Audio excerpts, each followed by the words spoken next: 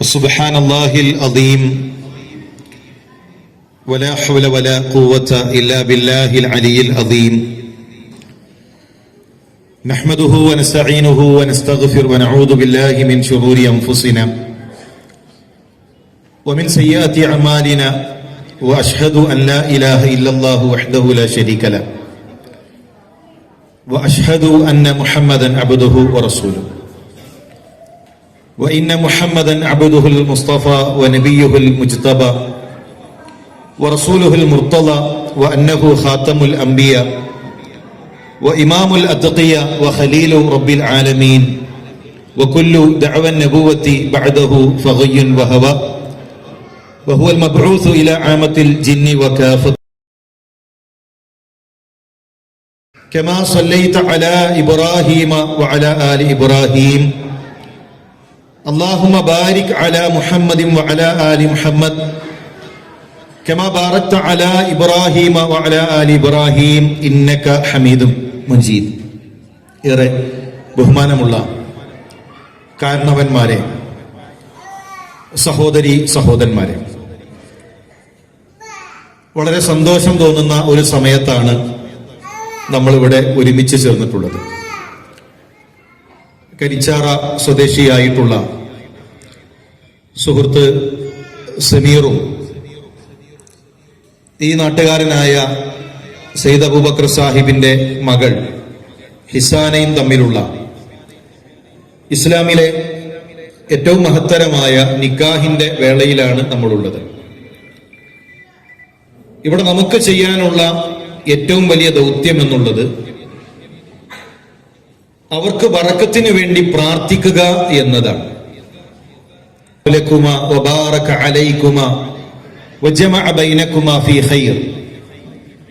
റസൂലുള്ളാഹി സ്വല്ലല്ലാഹു അലൈഹി വസല്ലം തങ്ങൾ ബറക്കത്തിന് വേണ്ടി ചോദിക്കാൻ പറഞ്ഞു. ആരാണ് കുടുംബജീവിതത്തിൽ ബറക്കത്ത് നൽകേണ്ടത്? തബാറക്കല്ലദീ ബിയദിഹിൽ മുൽക്ക്. അല്ലാഹുവിന്റെ കൈകളിലാണ് ബറക്കത്തുള്ളത്. ആ ബറക്കത്ത് ഇവരുടെ കുടുംബജീവിതത്തിൽ നൽകാൻ മറ്റൊരു ശക്തിക്കും മറ്റൊരു വ്യക്തിക്കും കഴിയില്ല. അതുകൊണ്ട് തന്നെ ആത്മാർത്ഥമായി കുടുംബജീവിതത്തിലെ ബറക്കത്തിനു വേണ്ടി നമ്മൾ ചോദിക്കണം. വിവാഹത്തെ ഇസ്ലാം പരിചയപ്പെടുത്തിയത് വമിൻ ആയാതിഹി അൻ ഖലഖ ലക്കും മിൻ അൻഫുസികും അസ്വാജ വമിൻ ആയാതിഹി, അല്ലാഹുവിന്റെ ദൃഷ്ടാന്തമാണ് എന്നാണ്. നിക്കാഹ് എന്നുള്ളത് അള്ളാഹു വെച്ച ഒരു ദൃഷ്ടാന്തമാണ്, ഒരു ആയത്താണ്. ഹുന്ന ലിബാസുൽ ലക്കും വഅൻതും ലിബാസുൽ ലഹുന്ന. രണ്ടുപേർ പരസ്പരം വസ്ത്രങ്ങളാകുന്ന, ഇന്നലെ വരെ രണ്ടായി കഴിഞ്ഞിരുന്നവർ നമ്മുടെ ശരീരത്തോട് ഏറ്റവും ചേർന്ന് നിൽക്കുന്നത് നമ്മുടെ വസ്ത്രമാണ്. നമ്മുടെ ന്യൂനതകൾ മറച്ചു വെക്കുന്നത് നമ്മുടെ വസ്ത്രമാണ്. അതുപോലെ പരസ്പരം ചേരുന്ന, പോരായ്മകൾ മറച്ചു വെക്കുന്ന, ന്യൂനതകൾ ഇല്ലാതാക്കുന്ന, അങ്ങനെ ഒന്നും ചേർന്ന് വലിയ ഒന്ന് എന്ന് പറഞ്ഞതുപോലെ രണ്ടുപേരൊന്നാകുന്ന ആയത്താണ് യഥാർത്ഥത്തിൽ വിവാഹം എന്നുള്ളത്. പലപ്പോഴും നിക്കാഹ് ഖുതുബകളിൽ ആളുകൾ ആലോചിക്കുക, എന്റെ ഭാര്യ നല്ലൊരു ദീനിയായ ഭാര്യയാകണം, നല്ല ഭാര്യയാകണം. സ്ത്രീകൾ ആഗ്രഹിക്കുക എന്റെ ഭർത്താവ് നല്ലൊരു ഭർത്താവാകണം. ഈ പ്രസംഗം മൂപ്പരൊന്ന് കേൾക്കണം, ഈ പ്രസംഗം എന്റെ ഭാര്യ ഒന്ന് കേട്ടിരുന്നെങ്കിൽ നന്നായിരുന്നു, ആ കുടുംബ ക്ലാസ് നല്ല ക്ലാസ് ആയിരുന്നു, അത് ഭാര്യ ഒന്ന് കേൾപ്പിക്കണം. അതിനപ്പുറത്ത് ഞാൻ നല്ലൊരു ഭാര്യയാകാൻ, അങ്ങനെ രണ്ടുപേരും തീരുമാനമെടുക്കുകയാണെങ്കിൽ കുടുംബം മനോഹരമാകും. ഭാര്യനെ നന്നാക്കണം, ഭർത്താവിനെ നന്നാക്കണം. റസൂലുള്ളാഹി സ്വല്ലല്ലാഹു അലൈഹി വസല്ലം തങ്ങൾ കാണിച്ചു തന്നതുപോലെ ഞാനൊരു നല്ല ഭാര്യയാകണം. അള്ളാഹുവിന്റെ റസൂൽ സല്ലല്ലാഹു അലൈഹി വസല്ലം തങ്ങളുടെ ഭാര്യമാർ, നമ്മുടെ ഉമ്മമാർ, അവര് കാണിച്ചു നൽകിയതുപോലെ അവിടെ പ്രവാചകൻ സല്ലല്ലാഹു അലൈഹി വസല്ലം തങ്ങൾ ഓരോരുത്തരോടുമുള്ള ബാധ്യതകൾ ഓർമ്മപ്പെടുത്തി. ഒരു ഭർത്താവിനെ സംബന്ധിച്ചിടത്തോളം ഇൻ തുത്ഇമഹാ ഇദാ തുഇംത വതക്സൂഹാ ഇദാ തസൈത, നീ ഭക്ഷണം കഴിക്കുകയാണെങ്കിൽ അവളെ ഭക്ഷണം കഴിപ്പിക്കണം. നീ നല്ല വസ്ത്രം ധരിക്കുന്നുവെങ്കിൽ അവളെ നല്ല വസ്ത്രം ധരിപ്പിക്കണം. ഭാര്യയുടെ ചിലവ് അത് ഭർത്താവിന്റെ ഉത്തരവാദിത്തമാണ്. ഇസ്ലാമിൽ സ്ത്രീയുടെ മേൽ സാമ്പത്തികമായ ഉത്തരവാദിത്തം ഇസ്ലാം വെച്ചിട്ടില്ല. സാമ്പത്തിക ഉത്തരവാദിത്തമുള്ളത് പുരുഷന്റെ മേലാണ്. അതുകൊണ്ട് തന്നെ അവൾക്ക് എന്ത് ആവശ്യങ്ങളുണ്ടോ അത് അവന്റെ ഉത്തരവാദിത്വമാണ്. അതിന് പ്രതിഫലമുണ്ട്. പലപ്പോഴും നമ്മൾ മനസ്സിലാക്കിയിട്ടുള്ളത് സ്വതക്കക്ക് കൂലിയുണ്ട്, അതുപോലെ തന്നെ പാവങ്ങൾക്ക് സഹായിച്ചാൽ കൂലിയുണ്ട്, കുടുംബത്തിന് കൂലിയുണ്ട്. റസൂലുള്ളാഹി സ്വല്ലല്ലാഹു അലൈഹി വസല്ലം തങ്ങൾ 4 കാര്യങ്ങൾ പറഞ്ഞു തന്നു. ഒന്ന്, അള്ളാഹുവിന്റെ മാർഗത്തിൽ ചിലവഴിക്കുന്ന ധനം. മറ്റൊന്ന്, അടിമമോചനത്തിന് വേണ്ടി ചിലവഴിക്കുന്ന ധനം. 3 ചിലവഴിക്കുന്ന ധനം. 4 കുടുംബത്തിന് വേണ്ടി ചിലവഴിക്കുന്ന ധനം. അതിലേറ്റവും ഉത്തമമായത് കുടുംബത്തിന് വേണ്ടി ചിലവഴിക്കുന്നതാണ്.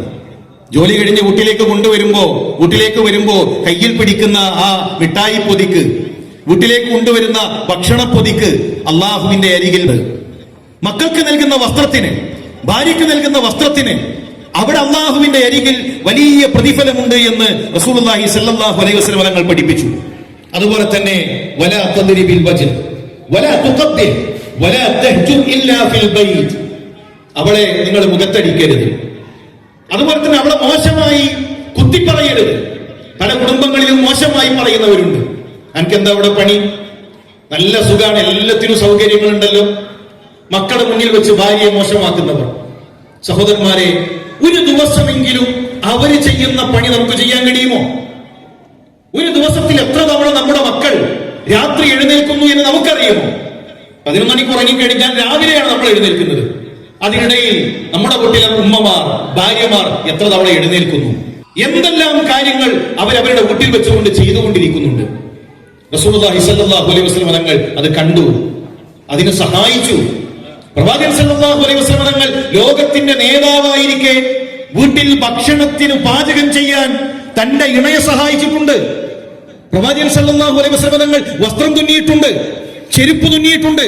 തന്റെ കുടുംബത്തിന്റെ കൂടെ അള്ളാഹുവിന്റെ റസൂൽ സല്ലല്ലാഹു അലൈഹി വസല്ലം തങ്ങൾ ഉണ്ടായിട്ടുണ്ട്. മറ്റൊരു വിഷയം, രുടെ കാര്യം, അത് ഭാര്യമാരും ശ്രദ്ധിക്കേണ്ടതുണ്ട്. റസൂലുള്ളാഹി സ്വല്ലല്ലാഹു അലൈഹി വസല്ലം ചോദിക്കപ്പെട്ടു, അയ്യുൻ നിസാഇ ഖൈർ, ഏറ്റവും നല്ല സ്ത്രീ ആരാണ്? ഏറ്റവും നല്ല സ്ത്രീ ആരാണ്? സൗന്ദര്യാണോ? ഈ പുട്ടിയടിച്ച മുഖവും പിറ്റേ ദിവസം എഴുന്നേറ്റ് രാവിലെ കുളിച്ചാൽ തീർന്നു, അത്രേ ഉള്ളൂ. നാട്ടുകാരെന്ന് പറയും അവനെ പറ്റിച്ചതാണ്. ഇപ്പൊ കണ്ടില്ലേ കോലം മാറി എന്ന് നാട്ടുകാർ പറയും. സൗന്ദര്യമല്ല, ഏതെങ്കിലും ആ രൂപത്തിലുള്ള മേക്കപ്പുകളല്ല. അള്ളാഹുവിന്റെ റസൂൽ സല്ലല്ലാഹു അലൈഹി വസല്ലം തങ്ങൾ പറഞ്ഞു കൊടുത്തു, അല്ലതി തുഫറുഹു ഇദാ നദറ, അവളെ നോക്കിക്കഴിഞ്ഞാൽ നിനക്ക് സന്തോഷം ഉണ്ടാകും. സന്തോഷം പകരുന്നവളായിരിക്കും ഒരു പെണ്ണ്. ആദ്യത്തെ വഹി ലഭിച്ചപ്പോ പ്രവാചകൻ സല്ലല്ലാഹു അലൈഹി വസല്ലം തങ്ങളുടെ കൂട്ടുകാർ മക്കയിലുണ്ട്, കുടുംബക്കാർ മക്കയിലുണ്ട്, പ്രിയപ്പെട്ടവരുണ്ട്. പക്ഷെ പ്രവാചകൻ സല്ലല്ലാഹു അലൈഹി വസല്ലം തങ്ങൾ ഓടിയെത്തുന്നത് ഖദീജ റളിയല്ലാഹു തആല അൻഹയുടെ അരികിലേക്കാണ്. സമ്മിലൂനി ഖദീജ, ദസ്സിറൂനി ഖദീജ, സുബ്ബു അലയ്യ മാഅൻ ബാരിദ, ഖദീജ എന്നെ ഒന്ന് പുതപ്പിക്കണേ എന്ന് പറഞ്ഞ് പ്രവാചകന്റെ അരികിലേക്ക്, ഖദീജയുടെ അരികിലേക്ക് ഓടിയെത്തുന്ന റസൂലുള്ളാഹി. എന്തേ കാരണം? ഏത് സങ്കടവും ഏത് പ്രയാസവും ഖദീജ റളിയല്ലാഹു തആല അൻഹയുടെ അരികിലെത്തിയാൽ ഇല്ലാതായി തീരും. സന്തോഷം പകരണം. വീട്ടിലേക്ക് വരുമ്പോൾ ഏറ്റവും മാന്യമായി അവരെ സ്വീകരിക്കണം. ഇദാ അമറ തുതീഉഹു ഇദാ അമറ, നല്ല പെണ്ണെന്ന് പറഞ്ഞാൽ അനുസരിക്കും, അനുസരണ ഉണ്ടാകും. ില്ല കാഴ്ചകളിലൂടെ മനസ്സിലാക്കും. ലോകത്തിന്റെ പ്രവാചകൻ സല്ലല്ലാഹു അലൈഹി വസല്ലം തങ്ങൾ മരണശയ്യയിൽ കിടക്കുന്നു. അബൂബക്കർ റളിയല്ലാഹു തആലയുടെ മകൻ അവിടേക്ക് വരുന്നുണ്ട്. പ്രവാചകൻ സല്ലല്ലാഹു അലൈഹി വസല്ലം തങ്ങളുടെ കണ്ണ് അറാഖിന്റെ കൊള്ളിയിലേക്കൊന്ന് പോയപ്പോ ആ നോട്ടത്തിലൂടെ നമ്മുടെ ഉമ്മ വായിച്ചെടുത്തു, എന്റെ പ്രവാചകൻ മിസ്വാക്ക് ചെയ്യാൻ ഉദ്ദേശിക്കുന്നുണ്ട്. പറഞ്ഞിട്ടില്ല, കൽപ്പിച്ചിട്ടില്ല, ഒരു നോട്ടം മതിയായിരുന്നു. ആ നോട്ടത്തിലൂടെ വായിച്ചെടുത്തു, എന്റെ പ്രവാചകൻ സല്ലല്ലാഹു അലൈഹി വസല്ലം തങ്ങൾ മിസ്വാക്ക് ചെയ്യാൻ ഇഷ്ടപ്പെടുന്നു. അതാണ് സ്നേഹം. പറയാതെ അറിയും, ഇത് ഇഷ്ടമാണ് എന്റെ ഭർത്താവിന്, ഇത് ഇഷ്ടമല്ല എന്റെ ഭർത്താവിന്, അതുകൊണ്ട് ഞാനത് ചെയ്യാൻ പാടില്ല. ആയിഷ റളിയല്ലാഹു തആല അൻഹ കടിച്ചു പദം വരുത്തി ഏറ്റവും മനോഹരമായി പ്രവാചകൻ സല്ലല്ലാഹു അലൈഹി വസല്ലം തങ്ങളെ ഒരുക്കുന്നത് ഹദീസിൽ കാണാം. തണുത്ത വെള്ളം കൊണ്ട് അല്ലാഹുവിന്റെ റസൂൽ സല്ലല്ലാഹു അലൈഹി വസല്ലം തങ്ങളുടെ ശരീരം തുടക്കുന്നത് ഹദീസുകളിൽ കാണാൻ സാധിക്കും. അതുപോലെ തന്നെ സാമ്പത്തികമായി ആ പെണ്ണ് പ്രയാസപ്പെടുത്തില്ല. ഇന്ന് പല കുടുംബങ്ങളിലും പുരുഷന്മാർ പ്രയാസപ്പെടുന്നുണ്ട്. അസ്ർ നമസ്കാരം കഴിഞ്ഞ് പള്ളിയില് ഒരു മധ്യവയസ്കൻ ഇരുന്ന് കരയാണ്.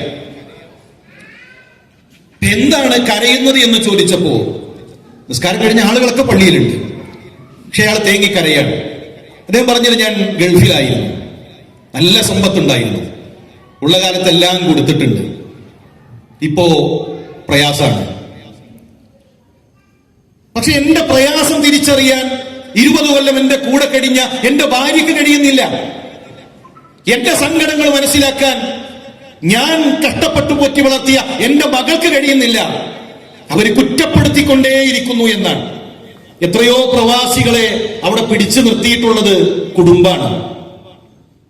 വരാൻ ആഗ്രഹമുണ്ട്, മക്കളുടെ കൂടെ, ഭാര്യയുടെ കൂടെ വയസ്സുകാലത്തെങ്കിലും വാർദ്ധക്യകാലത്തെങ്കിലും കുടുംബത്തിന്റെ കൂടെ കഴിയാൻ ആഗ്രഹമുണ്ട്. പക്ഷേ നിങ്ങൾ വന്നിട്ട് എന്താ, ഇവിടെ എന്താ ഉള്ളത്, മോളെ ഫീസ് എങ്ങനെ അടക്കും, അതിനപ്പുറത്തൊരു പെണ്ണുണ്ടല്ലോ, നമുക്ക് അല്ലാഹു ഒരു ചെറിയ വീടെങ്കിലും നൽകിയില്ലേ, ഗൾഫോണ്ട് നിങ്ങൾ ഒരു വീടുണ്ടാക്കിയില്ലേ, വീടില്ലാത്ത എത്ര മനുഷ്യരുണ്ട്, വഴിയോരത്ത് കിടക്കുന്ന എത്ര മനുഷ്യരുണ്ട്, മുകളിൽ ആകാശവും താഴെ ഭൂമിയും മാത്രമായി കഴിയുന്ന എത്ര ആളുകളുണ്ട്. നമുക്ക് അവസ്ഥയില്ലല്ലോ. അതിനുമപ്പുറത്ത് വിശപ്പ് സഹിക്കാൻ കഴിയാതെ, വേദന സഹിക്കാൻ കഴിയാതെ ആശുപത്രി വരാന്തകളിൽ കഴിയുന്ന, മരുന്നു മണക്കുന്ന റൂമുകളിൽ കഴിയുന്ന എത്ര മനുഷ്യരുണ്ട്. നമുക്ക് നൽകിയ അനുഗ്രഹം എത്ര വലുതാണ്. ഈ വീടില്ലേ, നിങ്ങൾ വരീൻ, ഇവിടെ നമുക്കുള്ളത് കൊണ്ട് കഴിയാം എന്ന് പറയുന്ന ഒരവസ്ഥയിലേക്ക് സഹോദരിമാരെത്തണം. ഞാൻ പറഞ്ഞു വരുന്നത്, രണ്ടു കൂട്ടർക്കും ബാധ്യതകളുണ്ട്. ആ ബാധ്യതകൾ പരസ്പരം ഓർത്തെടുത്ത് മുന്നോട്ട് പോകണം. ഈ ദീൻ, അതാണ് ഏറ്റവും സന്തോഷം നൽകുന്നു പറഞ്ഞല്ലോ, അത് ദീനാണ്. ഞാൻ എപ്പോഴും ആലോചിക്കുന്ന ഒരു വിഷയമുണ്ട്. ഫലസ്തീൻ നമ്മുടെ വികാരമാണ്. നമ്മൾ പലരും കണ്ണുനീർ പൊഴിച്ചിട്ടുണ്ട് ഫലസ്തീനിലെ കുട്ടികളുടെ കാഴ്ച കണ്ടുകൊണ്ട്. ആയിരക്കണക്കിന് പൈതലുകൾ മരണപ്പെട്ടത് നമ്മൾ ചർച്ച ചെയ്തുകൊണ്ടിരിക്കുന്നുണ്ട്. ഇസ്രായേലിന്റെ ഉൽപ്പന്നങ്ങൾ കഴിക്കണ്ട എന്ന് നമ്മൾ തീരുമാനിച്ചിട്ടുണ്ട്. എന്താണ് അവിടെ ഇസ്രായേൽ ചെയ്ത അവരുടെ ആ തോന്നിവാസം എന്താണ്? നമ്മുടെ മണ്ണ് അവർ കൈവശപ്പെടുത്തി, നമ്മുടെ ഭൂമി അവർ കൊണ്ടുപോയി. അതിന്റെ അപ്പുറത്ത് പ്രിയമുള്ള മുസ്ലിം സഹോദര, മുസ്ലിം സഹോദരി, നമ്മളുടെ വീടുകളിൽ നിന്ന് ഇസ്ലാമികമായ സംസ്കാരം കൊള്ളയടിക്കപ്പെടുമ്പോൾ ആ ഒരു സങ്കടം നമുക്കില്ലേ? ഇസ്ലാമിന്റെ സംസ്കാരം നമ്മുടെ വീടുകളിൽ നിന്ന്, നമ്മുടെ മഹല്ലുകളിൽ നിന്ന് പോകുമ്പോ എന്തേ നമുക്കൊരു പ്രയാസം ഉണ്ടാകാത്തത്? മുസ്ലിം പെൺകുട്ടികളുടെ വസ്ത്രം എന്താണ്? ലഹരി നമ്മുടെ കുടുംബത്തിലേക്ക് വന്നുകൊണ്ടിരിക്കുന്നു. എന്തുകൊണ്ടാണ് ഇനിയും ഗൗരവത്തോടുകൂടെ ചിന്തിക്കാൻ, ആലോചിക്കാൻ നമുക്ക് കഴിയാത്തത്? അടുത്തൊരു മഹലിനെ പറ്റി കേട്ടപ്പോ, ആ മഹലിൽ ലഹരിയില്ല, ഒളിച്ചോട്ടങ്ങളില്ല, തോന്നിവാസങ്ങളില്ല. ഇപ്പൊ എന്താണ് അതിന്റെ സിസ്റ്റം എന്ന് ചോദിച്ചപ്പോ, ആഴ്ചയിൽ ആ മഹല്ലിലുള്ള ആളുകൾക്ക് 2 ദിവസം പഠന ക്ലാസ് നിർബന്ധമാണ്. അഖീദ ക്ലാസ് ഉണ്ട്, ഫിഖ്ഹുൽ ഉസ്റ കുടുംബ ക്ലാസ് ഉണ്ട്. അവിടെയുള്ളവർ ഒരേ സമയം അവർ വന്ന് ഇരുന്ന് പഠിക്കും. ഒരു പെൺകുട്ടിയുടെ കല്യാണത്തിന് മുമ്പ് ആ പെൺകുട്ടി അറിയേണ്ട കാര്യങ്ങൾ ആ മഹലിന്റെ നേതൃത്വത്തിൽ പരിശീലനം നൽകും. അങ്ങനെ വൈജ്ഞാനികമായ സദസ്സുകൾ ഇവിടെ ഉണ്ടാകണം. നമ്മുടെ മുന്നിലുള്ള സുരക്ഷ ഇൽമാണ്. കുടുംബസമേതം നമ്മുടെ വീടുകളിൽ വിജ്ഞാനത്തിന്റെ സദസ്സുകളിലേക്ക് പോകുന്ന സാഹചര്യങ്ങൾ ഉണ്ടാകണം. എന്തെല്ലാം അവസരങ്ങൾ ഇന്നുണ്ട്. പീസ് റേഡിയോ നമ്മുടെ മൊബൈലിൽ നമ്മൾ ഡൗൺലോഡ് ചെയ്ത് കഴിഞ്ഞാൽ യാത്രയിൽ നമുക്ക് കേൾക്കാം. നിങ്ങൾ എപ്പോഴും യാത്രയിലാണോ? എപ്പോഴും നിങ്ങൾ അങ്ങനെ തിരക്കുള്ളവരാണോ? അടുക്കളയിൽ ജോലിയിൽ പ്രയാസമുള്ളവരാണോ? നിങ്ങളുടെ മൊബൈൽ തുറന്നു വെച്ച് നിങ്ങളുടെ അടുക്കളയിൽ, നിങ്ങളുടെ യാത്രയിൽ നിങ്ങൾക്ക് ദീന് കേൾക്കാൻ അവസരങ്ങളുണ്ട്. എത്ര സംവിധാനങ്ങൾ. ജമീൽ ആപ്പിലൂടെ വീഡിയോ നമുക്ക് കേൾക്കാൻ കഴിയും, നല്ല നല്ല ഖുതുബകൾ നമുക്ക് കേൾക്കാൻ കഴിയും. നമ്മൾ എന്താണ് അള്ളാഹുവിന്റെ മുന്നിൽ മറുപടി പറയുക എന്നത് ഗൗരവത്തോടു കൂടെ നാം ആലോചിക്കേണ്ടതുണ്ട്. സഹോദരന്മാരെ, നമ്മൾ ഇവർക്ക് വേണ്ടി ആത്മാർത്ഥമായി പ്രാർത്ഥിക്കണം. കല്യാണം കഴിക്കുന്നത് ഒഴിവാക്കാനല്ല, കല്യാണം കഴിക്കുന്നത് എന്റെ വാരം നോക്കാനല്ല, സ്വർഗത്തിൽ ഒന്നിക്കാനാണ്, സ്വർഗത്തിലിണയായി കിട്ടാനാണ്. അതിനാണ് ഇന്ന് കൈപിടിച്ചുകൊണ്ട് നിങ്ങളുടെ മകളെ ഞാൻ സ്വീകരിക്കുന്നു എന്ന് സമീർ പറയുന്നത്. സ്വർഗത്തിൽ ഒന്നിക്കണം. നമ്മുടെ സഹപ്രവർത്തകൻ, അദ്ദേഹത്തിന്റെ ഭാര്യ മരണപ്പെട്ടു. ആ സഹോദരി മരണപ്പെട്ട് മയ്യത്തെടുക്കുന്നതിന് മുമ്പ് അദ്ദേഹം ആ മയ്യത്തിന്റെ മുന്നിൽ വന്നുകൊണ്ട് ആകാശങ്ങളിലേക്ക് കൈകൾ ഉയർത്തി പറഞ്ഞ ചില വാക്കുകളുണ്ട്. അല്ലാഹുവേ, എന്റെ ഭാര്യ ഇന്ന ഇന്ന നന്മകളുള്ളവളാണ്. അവർ അല്ലാഹുവേ എന്റെ മക്കൾക്ക് തർബിയത്ത് നൽകിയവളാണ്. ആ പെൺകുട്ടിയുടെ ഓരോ നന്മകളും ആ സഹോദരൻ എടുത്തു പറഞ്ഞുകൊണ്ട് അവസാനം കരഞ്ഞുകൊണ്ട് ആ മനുഷ്യൻ പറയാണ്, പടച്ചോനെ സ്വർഗത്തിലും എനിക്ക് ഇവളെ ഇണയായി നൽകണേ, സ്വർഗത്തിലും എനിക്ക് ഇവളെ ഇണയായി നൽകണേ എന്ന് പറയുമ്പോ അങ്ങനെ സ്വർഗത്തിൽ ഇണകളാകാൻ, സ്വർഗത്തിന് വേണ്ടി മത്സരിക്കാൻ സാധിക്കണം. പരസ്പരം സഹായിക്കുക. സമീർ ദഅവാ രംഗത്തുള്ള പ്രബോധന രംഗത്ത് വലിയ ഒരു ഉത്തരവാദിത്തമുള്ള വ്യക്തിയാണ്. താങ്ങായി തണലായി പ്രബോധന പ്രവർത്തനങ്ങളിൽ സജീവമായി ഹിസാന ഉണ്ടാകണം എന്ന് പ്രത്യേകം ഓർമ്മപ്പെടുത്തുന്നു. റളിയല്ലാഹു തആല അൻഹു റസൂലുള്ളാഹിയുടെ കൂടെ ഹിജ്റ പോവാൻ. ആ സമയത്താണ് മക്കയിലെ മുശ്രിക്കീങ്ങൾ വരുന്നത്. അസ്മ റളിയല്ലാഹു തആല അൻഹയുടെ മുഖത്തടിച്ചു, കാതിന് പരിക്കേറ്റു. അബൂ ഖുഹാഫ അബൂബക്കർ റളിയല്ലാഹു തആല ഉപ്പ ഇസ്ലാം സ്വീകരിച്ചിട്ടില്ല. അന്ന് അദ്ദേഹം വന്നിട്ട് പെൺകുട്ടികളോട് ചോദിക്കുന്ന ഒരു ചോദ്യമുണ്ട്. അബൂബക്കർ മുഹമ്മദിന്റെ കൂടെ പോയപ്പോ എന്തെങ്കിലും തിന്നാനുള്ള വക ഇവിടെ ഒരുക്കിയിട്ടുണ്ടോ, തിന്നാനുള്ള വകയെങ്കിലും ഇവിടെ ഒരുക്കി വെച്ചിട്ടുണ്ടോ എന്ന് കണ്ടിട്ടാ പോയിട്ടുള്ളത്. അസ്മ റളിയല്ലാഹു തആലയുടെ വീടിന്റെ പിറകിലേക്ക് പോയി ഒരു പാത്രത്തിൽ കല്ല് നിറച്ചു. ഒന്നുമില്ല, കല്ലേ ഉള്ളൂ, അതില് ദിർഹമില്ല, ദീനാറില്ല, വെറും കല്ലാണ്. അത് പൂട്ടി അത് അടച്ച് നേരെ വല്യപ്പയുടെ മുന്നിൽ വന്നിട്ട് പറയാണ്, ഉപ്പ ഇത് മുഴുവൻ ഞങ്ങളുടെ ഉപ്പ ഞങ്ങൾക്ക് വേണ്ടി സമ്പാദിച്ചതാണ്. ഒരാളുടെ മുന്നിലും കൈ നീട്ടേണ്ട ആവശ്യം എന്റെ ഉപ്പ വരുത്തി വെച്ചിട്ടില്ല. ഇത് മതബോധമുള്ള ഒരു പെണ്ണിന്റെ ഗുണമാണ്. ദീനിന്റെ പേരിൽ, ദീനി പ്രവർത്തനത്തിന് ഇറങ്ങുന്നതിന്റെ പേരിൽ എന്റെ ഭർത്താവ്, എന്റെ ഉപ്പ ഒരാളുടെ മുന്നിലും ചെറുതാകരുത്, കഴിയുന്ന രൂപത്തിൽ ഞാൻ താങ്ങായി ഉണ്ടാകും എന്ന് പറയുമ്പോ സഹോദരിമാരെ, ആ ഒരു മനസ്സ് നമുക്ക് വേണം. ത്യാഗം നമ്മുടെ ജീവിതത്തിൽ ഉണ്ടാകണം. മക്കയിൽ നിന്ന് മദീനയിലേക്ക് 450 കിലോമീറ്ററുകൾ താണ്ടിപ്പോകുന്നത് പൂർണ്ണ ഗർഭിണിയായ അസ്മ റളിയല്ലാഹു തആല അൻഹയാണ്. ആ യാത്ര ആലോചിച്ചുകൊണ്ടാണ് നമ്മളുടെ ത്യാഗത്തിന്റെ മൂർച്ച എത്രയുണ്ട് എന്ന് നാം വിലയിരുത്തേണ്ടത്. 450 കിലോമീറ്ററുകൾ പൂർണ്ണ ഗർഭിണിയായ ഒരു പെണ്ണ് മക്കയിൽ നിന്ന് മദീനയിലേക്ക് നടന്നു പോകുന്ന ത്യാഗത്തിന്റെ ഏടുകൾ വായിച്ചുകൊണ്ട് വേണം നമ്മുടെ ത്യാഗത്തെക്കുറിച്ച് ആലോചിക്കാൻ. അതുകൊണ്ട് നമ്മൾ ആത്മാർത്ഥമായി ഇവർക്ക് വേണ്ടി പ്രാർത്ഥിക്കുക, ബറക്കത്തിന് വേണ്ടി അള്ളാഹുവിനോട്. അള്ളാഹു എല്ലാ ഖൈറും ബറക്കത്തും ഈ ദമ്പതികളുടെ ജീവിതത്തിൽ നൽകി അനുഗ്രഹിക്കുമാറാകട്ടെ. അവരുടെ മനസ്സുകളിൽ അള്ളാഹു ഇണക്കം നൽകുമാറാകട്ടെ. രണ്ട് കുടുംബങ്ങളെ, ഈ രണ്ടു നാടിനെ അള്ളാഹുവെ നീ ചേർത്ത് നിർത്തണമേ. ഫലസ്തീനിൽ പരീക്ഷിക്കപ്പെടുന്ന ഞങ്ങളുടെ സഹോദരന്മാർ അള്ളാഹുവെ അവർക്ക് നിർഭയത്വം നൽകി അവരുടെ നാട് തിരിച്ചു നൽകി അനുഗ്രഹിക്കണമേ. റഹ്മാനെ, നിന്റെ ജന്നാത്തുൽ ഫിർദൗസിൽ ഒരുമിച്ച് കൂടാനുള്ള തൗഫീക്ക് ഞങ്ങൾക്കെല്ലാം നൽകി അനുഗ്രഹിക്കണമേ. ربنا تقبل منا انك انت السميع العليم انك انت التواب الرحيم. امين امين برحمتك يا ارحم الراحمين. السلام عليكم ورحمة الله.